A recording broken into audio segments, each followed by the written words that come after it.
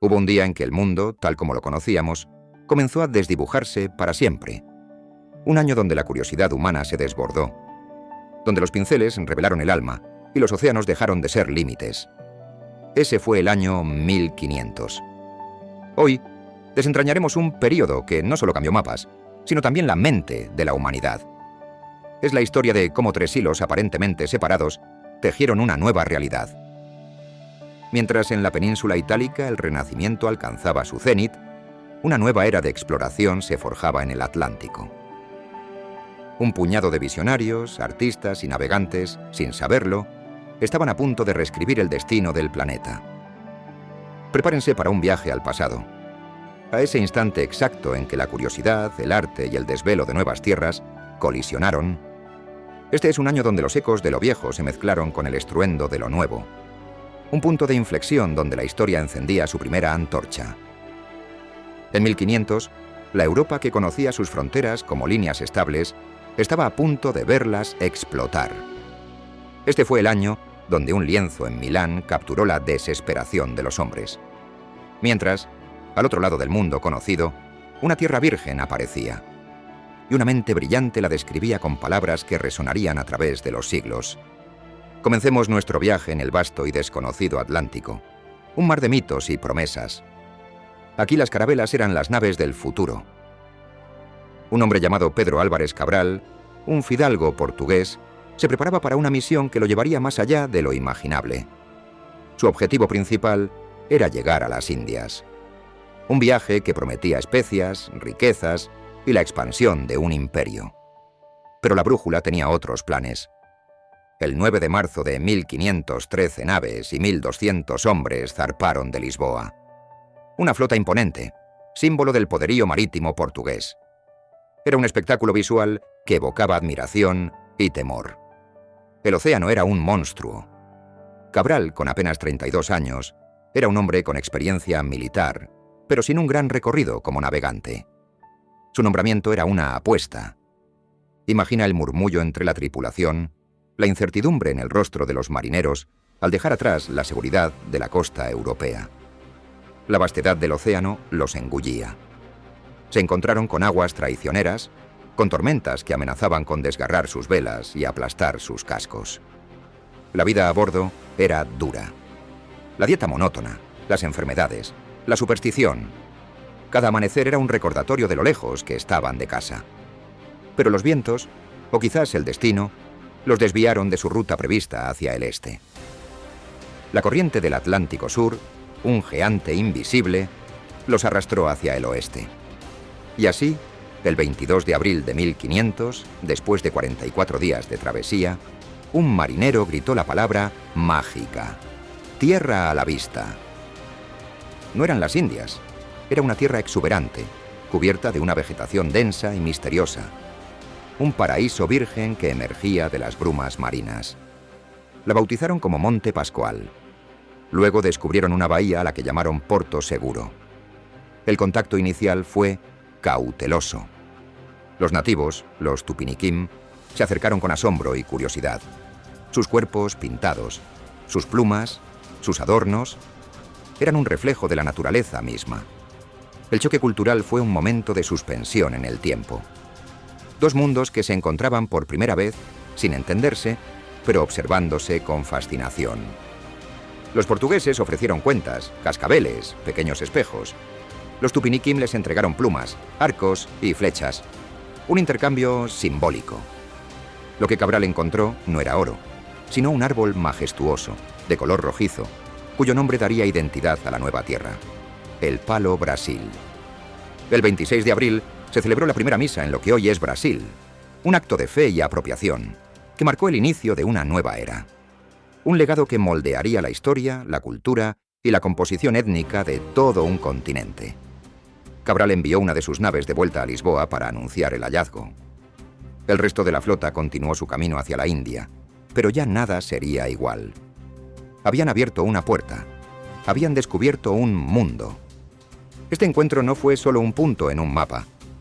Fue el inicio de un proceso de colonización, de intercambio cultural, pero también de expoliación. Ahora, mientras la flota de Cabral se adentraba en el Atlántico, A miles de kilómetros de distancia, en Milán, un genio silencioso terminaba una obra maestra. Leonardo da Vinci, el hombre renacentista por excelencia, entregaba al mundo la representación más icónica de un momento bíblico. Se trataba de La Última Cena, pintada en la pared del refectorio del convento de Santa María delle Grazie. No era solo un fresco, era un drama psicológico. La obra, terminada en 1500, capturaba el instante exacto en que Jesús revela que uno de sus discípulos lo traicionará. Leonardo no buscó solo la belleza. Quiso reflejar la emoción, la sorpresa, la indignación en los rostros de los 12 apóstoles. Cada figura es un estudio de la psicología humana. La calma de Jesús contrasta con el torbellino de emociones a su alrededor. Judas, apartado pero presente, con la bolsa de la traición en su mano, casi se esconde en la sombra. Un detalle sutil, pero poderoso. La genialidad de Da Vinci no residía solo en su técnica, que era experimental, y a la larga, frágil para esta obra en particular. Residía en su capacidad para congelar un momento, un sentir, y hacerlo eterno. La Última Cena es un espejo del alma humana, sus virtudes y sus defectos. Pero la verdad es que la técnica de Da Vinci, una mezcla de temple y óleo sobre un muro seco, no era ideal. Se deterioró rápidamente. En el siglo XVI ya se hablaba de su estado ruinoso. Aún así, su impacto fue inmenso. Miles de copias, estudios y admiradores la convirtieron en leyenda. Imagina a los monjes comiendo en ese refectorio cada día, frente a esa escena de drama. ¿Cómo influiría en sus propias reflexiones sobre la fe y la lealtad? La Última Cena de Da Vinci, en un año de descubrimientos geográficos, fue un descubrimiento del alma. Un mapa interno, tan vasto como los océanos. Y mientras la mirada de Europa se dividía entre el arte sacro y las nuevas tierras, un tercer protagonista entraba en escena. Un hombre cuyo nombre daría identidad a todo un continente. Me refiero a Americo Vespuccio. Americo Vespuccio, un navegante y explorador florentino, había participado en varias expediciones al Nuevo Mundo a finales del siglo XV y principios del XVI. Pero fue en 1500 que sus escritos comenzaron a circular con fuerza, cambiando la percepción de lo que se había descubierto. En una de sus cartas, titulada Mundus Novus, describía con asombro y detalle las tierras que había explorado. No eran Asia, eran un continente completamente nuevo. Vespuccio, con una voz curiosa y reflexiva, logró que Europa entendiera la magnitud de lo que se había hallado. Un continente entero, desconocido para ellos. Antes de Vespuccio, Colón y otros creían haber llegado a las Indias Orientales, una extensión de Asia. Pero Américo fue más allá. Él lo vio, lo sintió. Una masa de tierra tan inmensa que no podía ser sino otro continente. Un mundo nuevo, como nunca antes se había imaginado. En sus cartas, Vespuccio detallaba la flora, la fauna, los pueblos indígenas. Describía sus costumbres, sus lenguas. Lo hacía con una mezcla de curiosidad y un toque de asombro. Estos relatos, vívidos y persuasivos, se difundieron rápidamente gracias a la imprenta. Llegaron a manos de eruditos, cartógrafos y el público en general. Fue el cartógrafo Martin Waldseemüller, en 1507, quien, impresionado por los escritos de Vespuccio, decidió nombrar al nuevo continente en su honor: América. Un tributo que consolidó para siempre el legado de este florentino en la historia. Y que nos hace preguntarnos, ¿y si no hubiera escrito esas cartas? ¿Y si su visión no hubiera sido tan clara, tan contundente? El destino de un continente entero llevó su nombre gracias a la fuerza de sus palabras. Así, en el año 1500, la humanidad se encontraba en una encrucijada. Un año bisagra donde la realidad se expandía en todas direcciones. Pedro Álvarez Cabral llegaba a Brasil abriendo una ventana geográfica. Leonardo da Vinci concluía La Última Cena, explorando las profundidades del espíritu. Y Americo Vespuccio, con su pluma, dibujaba el concepto de un nuevo mundo, cambiando la forma en que los europeos se veían a sí mismos y al planeta. Este fue el punto de no retorno, el comienzo de la globalización, mucho antes de que se inventara la palabra, el momento en que las fronteras mentales se hicieron añicos. La llegada a Brasil no fue solo un hito geográfico. Fue el inicio de una transformación que afectaría a millones de vidas, culturas y ecosistemas.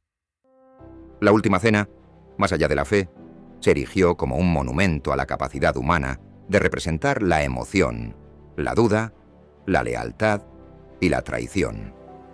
Y el reconocimiento de América fue una reconfiguración total del imaginario colectivo. El mundo era más grande, más diverso, más complejo de lo que jamás se había pensado. Esas corrientes del Atlántico que desviaron a Cabral, esa mano de Leonardo que plasmó el alma, esa mente de Américo que nombró lo innombrable. Todos convergieron en un solo año, 1500, para forjar una nueva conciencia mundial, una que resonaría por los siglos venideros. ¿Puedes sentir la magnitud de esos eventos? ¿En serio todo eso sucedió en un solo año? Nunca lo habíamos visto así, ¿verdad? Estos hechos no son solo historia, son un recordatorio de la incesante búsqueda humana de conocimiento, belleza y horizontes. De cómo una sola decisión, un solo acto de creatividad o una sola observación pueden reconfigurar por completo nuestra realidad. Nos muestra que el pasado, lejos de ser algo estático, es una fuerza viva que continúa moldeando nuestro presente. Y que la capacidad de asombro, de cuestionamiento y de exploración sigue siendo el motor más potente para el futuro. Cuéntame en los comentarios qué año histórico te gustaría que exploremos después. ¿Qué otro momento crees que cambió el destino del mundo? Suscríbete para descubrir los hechos y misterios que cambiaron la historia del mundo. Cada video es un viaje en el tiempo.